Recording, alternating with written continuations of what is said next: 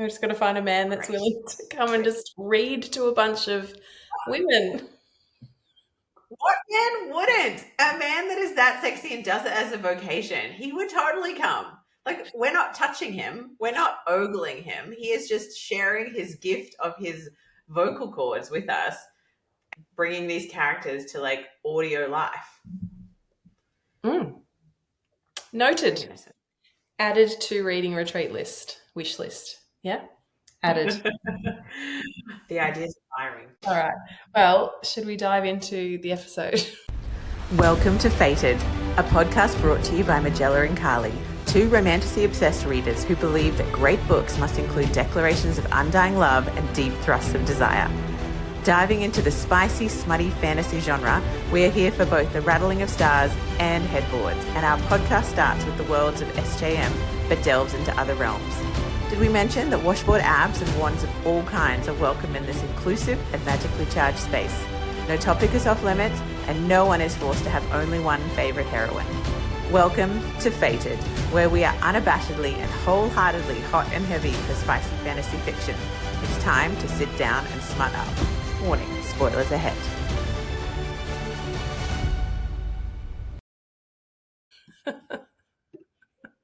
Yes. What are we up to? I think we're up to episode 43, which is pretty cool. Today we're going to be chatting about a series that Majella and I recently read. I read, all four. Did you read all four plus the standalones of this series? Yes, I did. So,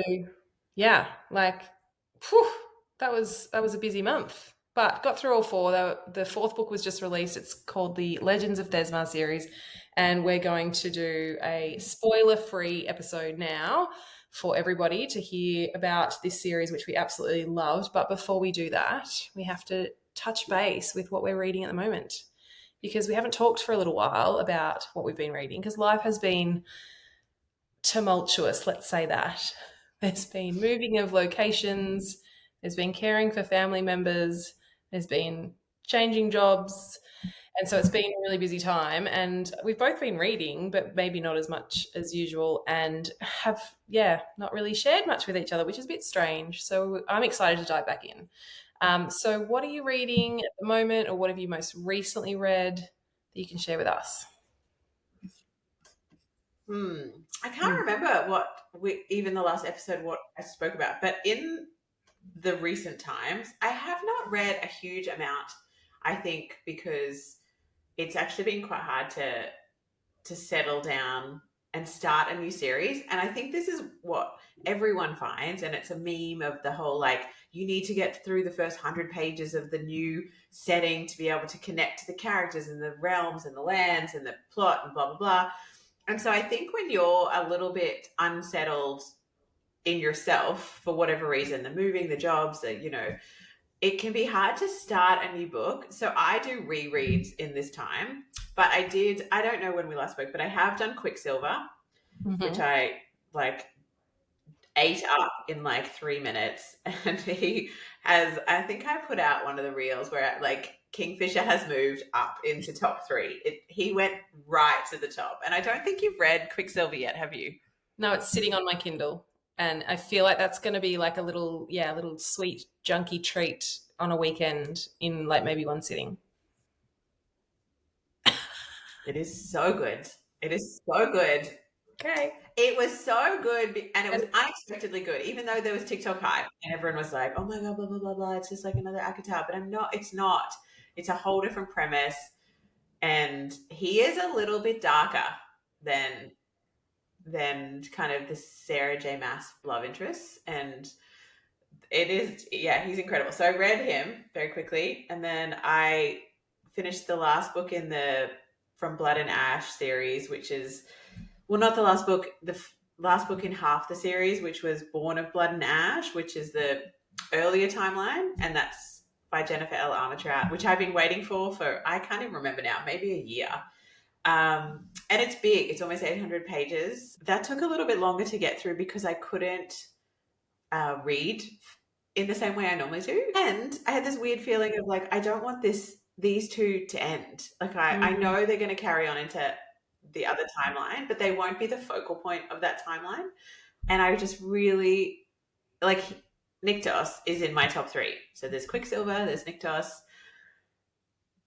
and I think there's Wilder. I feel like I can't remember who else I put there, but it's hard because every time I read a book, I'm like, straight to the top. You're to the top. And I was just looking at my Kindle and I'm like, what else? I read Reckless, the follow-up to Powerless with Lauren Roberts. I read that in like a minute. Very good. Very good. Very mindful, very demure. I think that's all. And then, you know what? We are reading the ACOTAR series in our book club. And so I have reread that entire series. And, you know, sometimes when I feel like I'm just not emotional enough, I go and read Kingdom of Ash again, just for fun. Just those heartbreaking scenes so I can sob along with Abraxas and Manon. And, masochist. You know, really like rip my heart out of my chest to give myself perspective on my life and be like, it's not that bad. This is fine. You know, like look at what is happening to Aelin, you know? So that's kind of been my little reading sort of haul recently. And I've got a few more that are sitting there, but I'm not ready to start them yet. I just can't get into a new book. Yeah.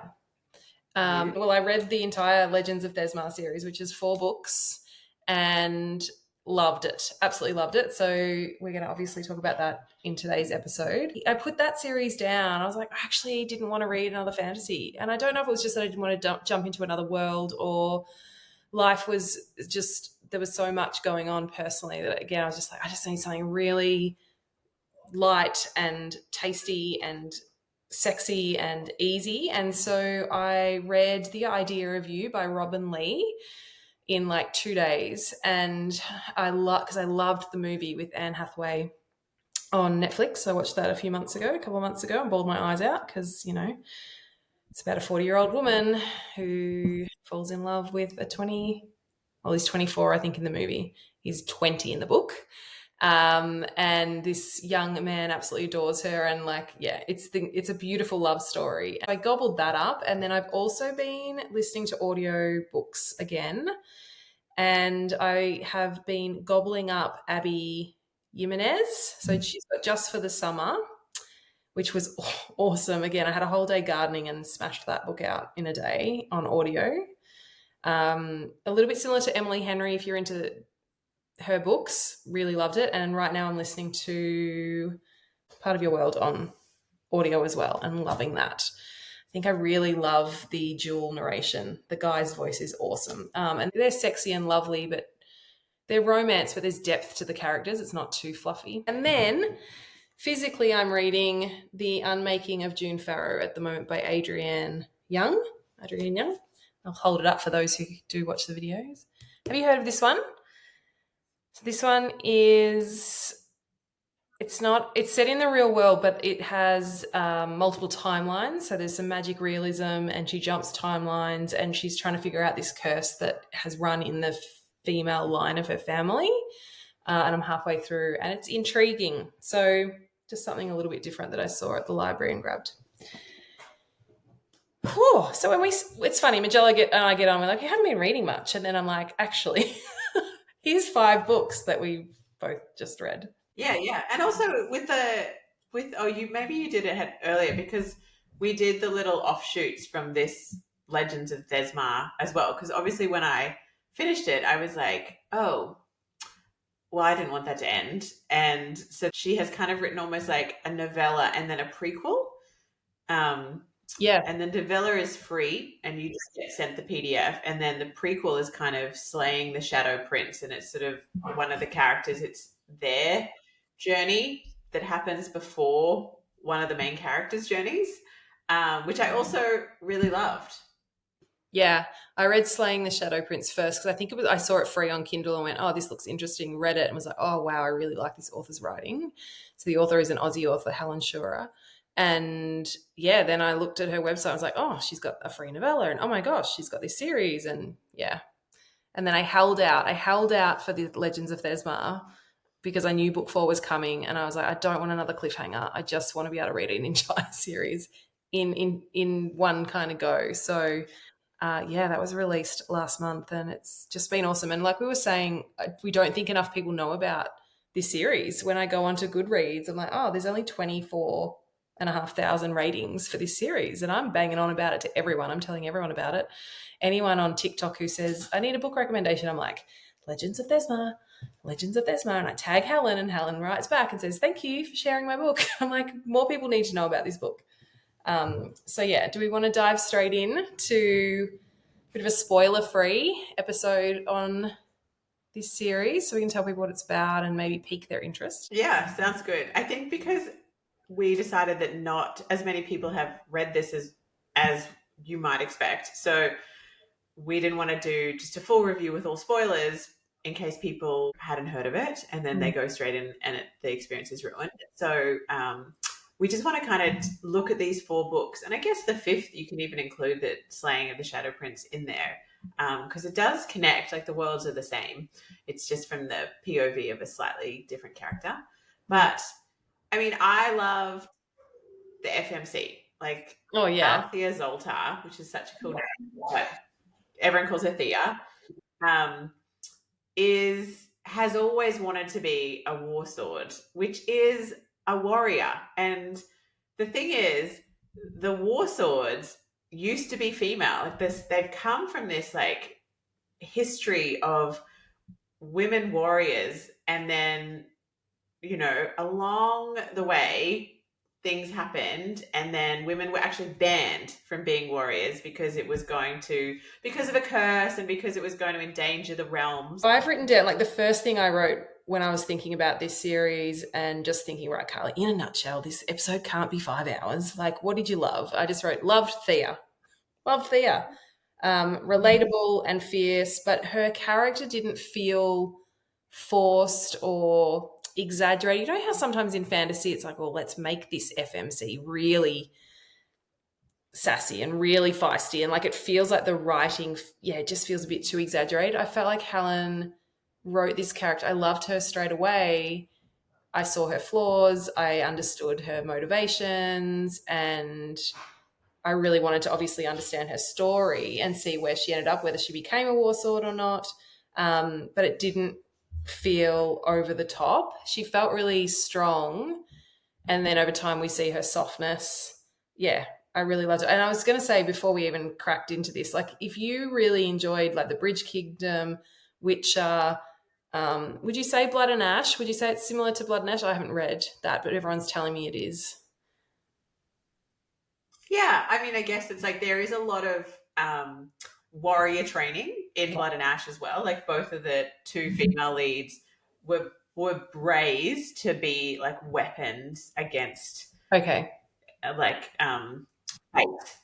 Yeah. Essentially. Yeah. Yeah. So you had that. You had Ren, the sister. So Thea's sister, Ren, was that opposite in that she still wanted to help people, but she wanted to do that through alchemy and medicine and healing. And you see that throughout the series, this sort of conflict between the sisters of, what's the best way to help humanity. And, we eventually see that we need both. We need both.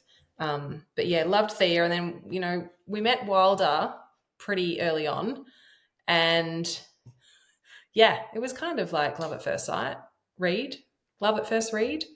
It's like, ooh, grumpy, hard, brisk, muscly, capable, warsword, untouchable. Your thoughts on Wilder from the word go? I think they set him up from the very beginning to be like, I think it was like the first page, like the first scene, it's them. Like she comes across him in a forest. So I feel like from the very beginning, I was kind of like, wow, he will be a big part of what's happening, because he's, like he had this piercing look. He saw her through the trees when she's so good at being invisible. It's one of her skills of kind of being able to like skulk around the grounds and watch everyone. And that's how she trained herself, is she used to watch these men train, and she would watch from the trees and practice on the trees and practice with a wooden sword. And And he saw through her, like he saw through the trees, and he's got silver eyes. And I just was kind of like, Of course he does. yeah, I think as well, there is like this aspect that even though he does come across as this brooding, intense warrior, you just know that he's going to have some kind of like golden thread of goodness Yeah. that is woven into his soul that could not be like snuffed out by like decades of abuse or like abandonment or betrayal. And I was just kind of like, yeah, I'm in. I'm sold. Silver eyes. He can spot it through the trees. Yeah. I love him already. Yeah. Attitude, and really should have turned her in or killed her probably on the spot, because women were not meant to be trained and aren't meant to wield blades, and she had a blade. I've got so many quotes highlighted in my Kindle of things that he says to her, even in that first book, that just show that he could see deep into her soul. He could see what she could be. I loved his character, and I loved that Helen had the FMC and the MMC grow and evolve together. Like, it wasn't, I don't know, this is my perception, was that it wasn't just about Thea and her story. Like in Throne of Glass, it was very much Helen's story with side characters that we loved and were developed. But I felt like in this series, Wilder's character was just as developed and evolved, and we learned a lot about his history. And I felt at the end of that whole series, they were equal and they evolved together, and I wanted both of their stories. Did you feel like that?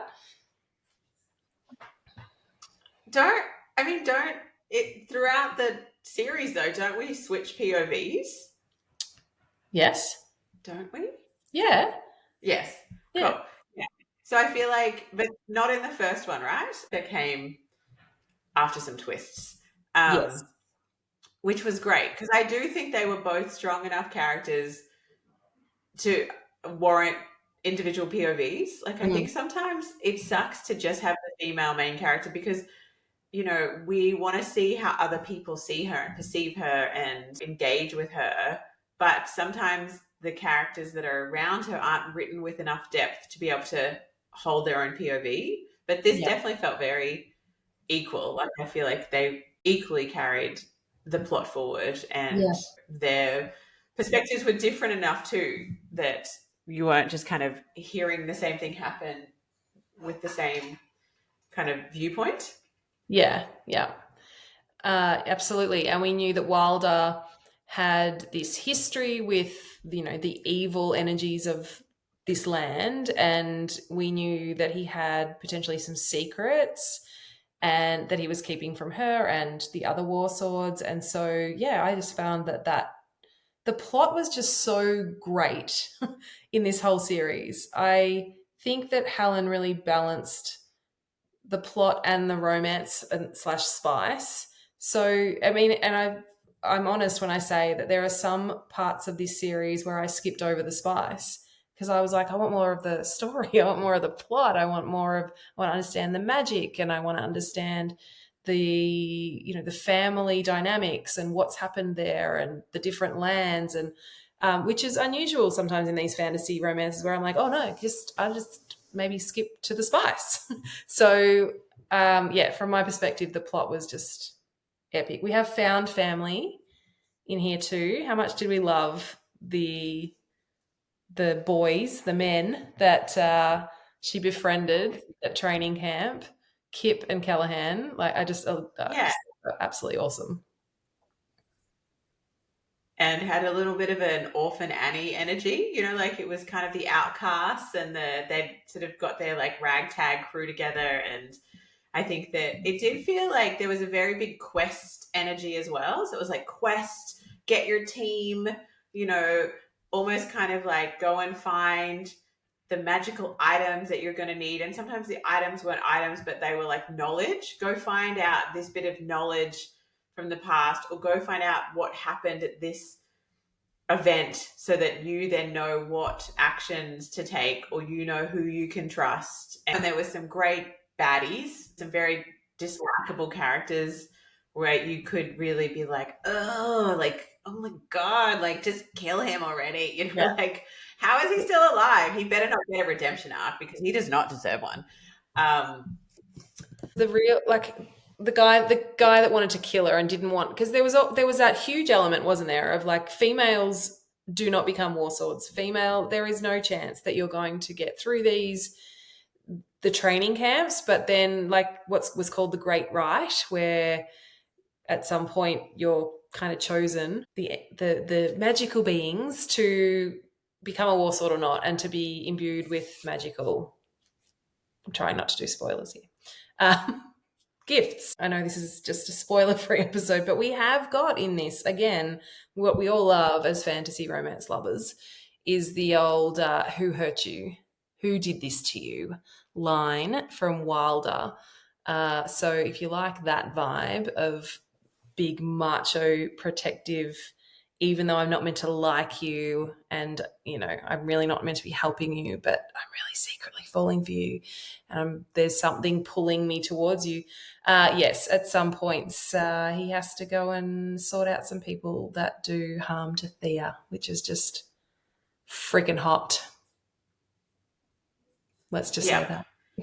And he has a cabin. He's got his own cabin. It has like a bar. There's forest. There's really sweet romantic moments. I feel like it's got everything you want in a book. It has the tropes. It ticks off a lot of predictable elements that are part of romantasy, but I never felt like the book or the characters or the plot itself was predictable. Like there was some twists that I didn't see coming. There were some twists that I was kind of like, oh, I could see that. I feel like that was going to happen. There was definitely moments where I was like, they're not going to kill off like this person, are they? Like I was a little bit like, they're not. They wouldn't.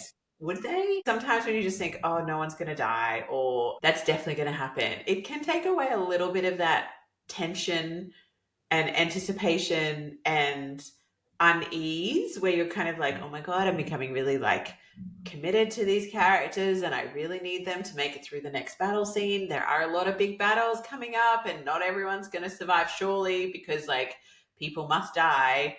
And if I had to pick someone to die, I'd really, maybe that person, but like, I mean, I still really like him, So there was definitely this kind of inner dialogue that happens for me sometimes when I'm kind of reading through it, being like, oh God, I'm invested. Like, this person better not like cark it, because I don't want to cry today, like no. Yes, I agree with all of that. The found family, and then we have some we have forced proximity, we have some one bed situation. The spicy scenes are very spicy. They're very descriptive. I mean, everything we want, really. Everything we want is what I mean. Some people might not, but definitely ticked my boxes and lit my fire. For me, book 1 was epic. It's probably my favorite of the series. Book 2 had a little bit of a lull for me, but ended on an incredible cliffhanger, so enough to keep going and picking up. Book 3, I skimmed a little of the spicy scenes as well, because I was like, plot. I want to know the story. I want to know what happens. I want to understand this. I want to see who's going to double cross who, and can we really trust Wilder at times? We had questioned all of that. Like, so much cool stuff. I loved the scenes that were really lighthearted as well, where they were kind of bonding in the different taverns and drinking the beer and eating the copious amounts of food, and enough in every single book to just keep me pushing along to that incredible last book in the series, which, as I said, has just been released as well. Had a phenomenal finale and really wrapped up and tied up all of the different storylines and character arcs. And there were so many characters in there where I could go, oh, Helen, you could write a whole series on that character and what happens there. Because there were some other love stories in there as well, without spoiling it. So I was like, oh, I'd love to see the development of that story as well and see where she takes that. She might not, but definitely a writer that I would add to my read anything she kind of puts out list. Well, she is writing another book from this world and everyone's trying to guess who it's going to be based on. So I feel like we can guess, we will know, we know who it's based on. Once you finish the fourth book, I think it's very obvious. So I do think you get to keep going in that world with one of the like main secondary characters. And I think that it also, if that went really well, similar to what I feel like happens with my favorite Nalini C and her series. It started with the main couple, and 17 books later, and she's still writing them. So I'm just like, when is the next one? It's literally done all the side characters. Like every character kind of got their own book that had their past history, but it also still moved the whole timeline forward. So it's not all set in that same 6 months that the first book happened. It's like it goes over like actually like about 20 years for the 17 books, which also then still advances the original couple. So it's so incredible because it kind of like they're aging in a way with you. So I'm just like, oh my God, is she going to keep writing this till like our deaths, you know, like me and the author? Because like that'd be great. Just in case she's like, you know, 92 and she's like, oh my God, Raphael and Alina. And you're in the nursing home in your rocking chair saying to the staff, I need you to get me this book, this new release. It's just come out. I need it. Book 40. Well, yeah, let's hope so with Helen as well. I mean, why wouldn't you? If you've got a really successful series that people are really adoring and you've got some really well-rounded characters with enough depth to their storyline, why wouldn't you do some more spin-offs and see where that takes you? I think that's a really smart move. So have we got any favorite quotes? Did you have any favorite quotes or scenes, without spoiling, that you were just like, oh, loved it? I've got a couple of quotes here in my highlighted Kindle bits. Oh yeah, you go. I never highlight while I read. Like I just feel like that's just not something that I would. I know. I do, because I stop and gasp and go, oh my God, that's so beautiful. And then I'm like, highlight that, highlight that. All right, some beautiful words. And I don't know that we've emphasized enough, but like the female empowerment aspect of this, like women turning the tides, women doing the work that needs to be done to actually save the planet. Like if you're into that, you'll totally froth on this series. So there's this quote in book 1, chapter 34, no woman is responsible for the weak acts of a man who's had his masculinity so easily threatened. I love that. I loved how caring Wilder was. Like large but gentle hands were peeling her blood-soaked shirt from her side. A calloused finger lifted her chin. Who, Hawthorne demanded, who did this to you? Her magic was immense, chaotic, and beautiful, just like her. I think that kind of just sums up sort of the language and the reverence that the good men in this series have for not just Thea, the main character, but a lot of the women in this series. There's quite a lot of strong females in this series. So, yeah, highly recommend. I've got a couple of quotes that I liked that I just found that are just not related to the love story, which is usually what I quote from. But I do feel like there is like just some really funny little moments. So there's one that was like, Barlow, Elsit yelled, spittle flying. Did I say measure your dick or did I say spar? She sets up some characters really well. And then she's got little profound lines where I feel like there's all these little like moments of life wisdom. This one was, you will come to learn that most things to be feared exist in life, not in death. And then the other one was like, if you seek power in a world of men and monsters, there is nothing more powerful than knowledge and the ability to wield it. Mm-hmm. Yeah.